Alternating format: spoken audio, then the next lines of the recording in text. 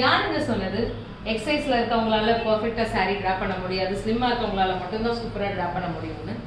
எக்ஸசைஸ்ல இருந்தாலும் centre pleats 9 pleats, front pleat 9 pleats வச்சு drop பண்ண முடியும். இல்ல என்னால பெர்ஃபெக்ட்டா கட்ட முடியல அப்படின்னு நீங்க நினைச்சீங்கன்னா நான் சொல்ற இந்த 3 மிஸ்டேக்ஸை நீங்க ரெகுலரா பண்றீங்களான்றதை ஃபாலோ பண்ணிக்கோங்க.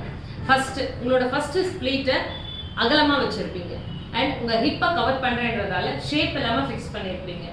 சென்டர் பிளேட்டை 3-4க்கு மேல நீங்க வச்சிருக்க மாட்டீங்க. இந்த மாதிரியான மிஸ்டேக்ஸ் பண்ணும்போது நீங்க இன்னும் ப்ராடாகவும் ஷார்ட்டாகவும் தெரிவிங்க. ஸோ இங்க saree கட்டுறதுலயோ உங்க சைஸ்லயோ இல்ல பிரச்சனை, சாரியை எப்படி ஃபிக்ஸ் பண்ணி பர்ஃபெக்டா டிராப் பண்றோங்கிறது தான் இங்க விஷயமே இருக்கு. ஸோ உங்களுக்கு பர்ஃபெக்டா saree டிராப் பண்ணணும்னு நினைச்சீங்கன்னா ரோஜாவின் பிரைடல் ஸ்டுடியோவில் நடக்கிற saree டிராப்பிங் 1 day ஒர்க் ஷாப்ல ஜாயின் பண்ணி பர்ஃபெக்டா saree டிராப் பண்ண கத்துக்கோங்க.